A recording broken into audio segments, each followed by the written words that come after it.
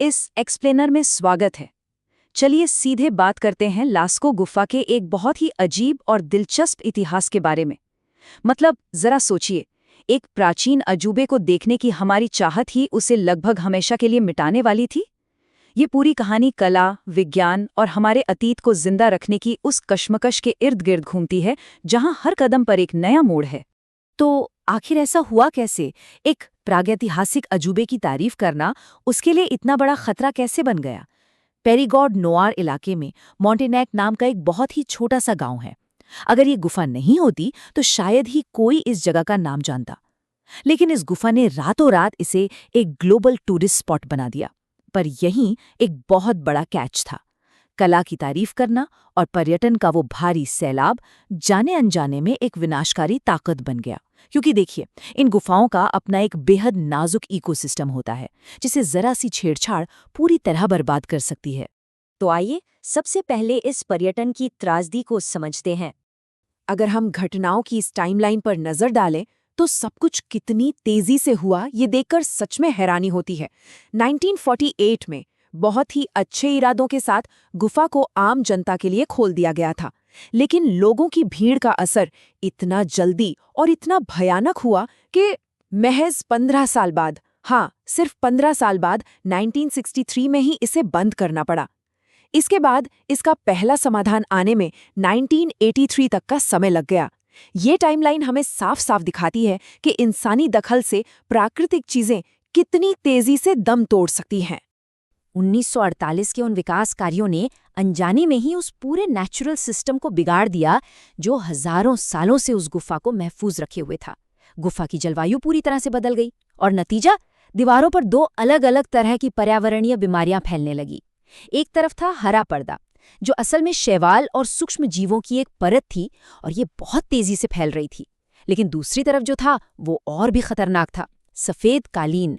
ये एक तरह की सफेद फफूंद थी जो कैल्साइट को बढ़ा रही थी और उन अनमोल प्राचीन चित्रों को हमेशा हमेशा के लिए ढकने लगी थी। मतलब ये एक तरह से खतरे की बहुत बड़ी घंटी थी। और इसी खतरे को देखते हुए गुफा को बंद करने का वो मुश्किल फैसला लिया गया। ये वाकई एक दिल तोड़ने वाला फैसला था, लेकिन इसके अलावा कोई चारा भी तो नहीं था। 1963 में आंद्रे मालरॉक्स ने गुफा को स्थायी विनाश से बचाने के लिए इसे हमेशा के लिए बंद कर दिया। शुरू में तो यही उम्मीद थी कि हालात सुधरने पर इसे फिर से खोल दिया जाएगा। लेकिन जैसे जैसे समय बीता, ये बिल्कुल साफ हो गया कि असली गुफा के दरवाजे अब आम लोगों के लिए कभी नहीं खुलेंगे। और यहीं से एक नया और अनोखा विचार पनपने लगा। क्यों ना इस गुफा की एक हूबहू कॉपी यानी प्रतिकृति बनाई जाए? और यहीं से शुरुआत होती है लास्को 2 यानी पहली प्रतिकृति की। इस जादुई अनुभव को वापस लाने के लिए एक बहुत लंबी और चुनौतीपूर्ण परियोजना शुरू हुई। डॉरडॉग ने क्षेत्र ने इस बड़े काम का जिम्मा उठाया। 1976 से 1978 तक जबरदस्त प्लानिंग हुई और फिर 1978 से 1983 तक बड़ी ही सावधानी से इसका निर्माण किया गया। और फिर आया 1983, जब इसका परीक्षण के तौर पर उद्घाटन हुआ। ये एक ऐसी शानदार और अभूतपूर्व सफलता थी जिसकी शायद किसी ने कल्पना भी नहीं की थी। लोग एक बार फिर से उस प्राचीन कला का जादू महसूस कर पा रहे थे। लेकिन एक बात यहाँ समझना बहुत जरूरी है, लास्को 2 पूरी गुफा की 100% कॉपी नहीं थी। ये सिर्फ मुख्य चित्रित दीर्घाओं की एक आंशिक प्रतिकृति थी। इसमें खासतौर पर हॉल ऑफ बुल्स और एक्सियल गैलरी पर ही फोकस किया गया था। शुरुआत तो कमाल की थी और आज भी ये लोगों को बहुत आकर्षित करती है, लेकिन गुफा की बहुत सी कलाकारी तो अभी भी दुनिया की नज़रों से दूर थी। और इसी अधूरी कहानी को पूरा करने के लिए जन्म हुआ लास्को 3 का, जिसे द जेट सेटर भी कहा जाता है। लास्को आई की भारी सफलता के बाद ये तो साफ था कि एक और प्रतिकृति की जरूरत है। लेकिन इस बार का लक्ष्य गुफा के एक बिल्कुल ही अलग पहलू को सामने लाना था। लास्को 3 को खास तौर पर दाहिनी ओर की गैलरी और उन हिस्सों को दिखाने के लिए बनाया गया जो पहली बार में छूट गए थे। यहाँ पूरा ध्यान मुख्य रूप से नक्काशी यानी एनग्रेविंग्स पर था। ये नक्काशियाँ एक बिल्कुल अलग ही तरह की कलात्मक कहानी बयां करती हैं।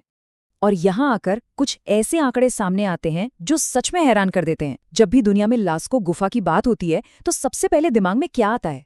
वही चमकीले रंग बिरंगे चित्र, है ना? पूरी दुनिया इन्हीं आइकॉनिक पेंटिंग्स के लिए इसे जानती है, जिनकी संख्या लगभग 600 है। लेकिन रुकिए, ये तो पूरी पिक्चर का सिर्फ एक छोटा सा ट्रेलर है। 1500, जी हाँ, ये कोई छोटा मोटा नंबर नहीं है। गुफा की दीवारों पर उकेरी गई इन नक्काशियों की संख्या उन मशहूर चित्रों से दुगने से भी ज्यादा है। लास्को 3 ने इसी अनदेखे और बेहद अहम खजाने को दुनिया के सामने लाने का बहुत ही शानदार काम किया। और ये जानना बहुत दिलचस्प है कि इसे जेट सेटर क्यों कहते हैं। दरअसल इसे बेहद हल्की दीवारों के साथ डिजाइन किया गया था, इतना हल्का कि इन्हें आसानी से खोलकर एक हवाई जहाज में रखा जा सके और पूरी दुनिया में घुमाया जा सके। मतलब प्रागैतिहासिक कला को सिर्फ फ्रांस के एक गांव में सीमित रखने के बजाय उसे ग्लोबल टूर पे भेज दिया गया। कला और इंजीनियरिंग का इससे बेहतरीन कॉम्बिनेशन और क्या हो सकता है। अब आते हैं मास्टर प्लान पर, यानी लास्को आईवी और पूर्ण संरक्षण की तरफ। देखिए, लास्को 2 ने लोगों को गुफा का अनुभव तो दिया, लेकिन उसके साथ ही एक नई मुसीबत भी खड़ी कर दी। समस्या ये थी कि लास्को 2 असली गुफा के बहुत ही करीब बना था। वहां आने वाले पर्यटकों की इतनी ज्यादा भीड़, उनके चलने फिरने से होने वाला कंपन और वहां का प्रदूषण, ये सब मिलकर मूल पहाड़ी के पर्यावरण को फिर से खतरे में डाल रहे थे। ये एक वेकअप कॉल था कि अगर असली गुफा को बचाना है तो हर हाल में उस पहाड़ी से दूर जाना ही होगा। और इसी का परमानेंट सोल्यूशन बनकर आया लास्को आईवी।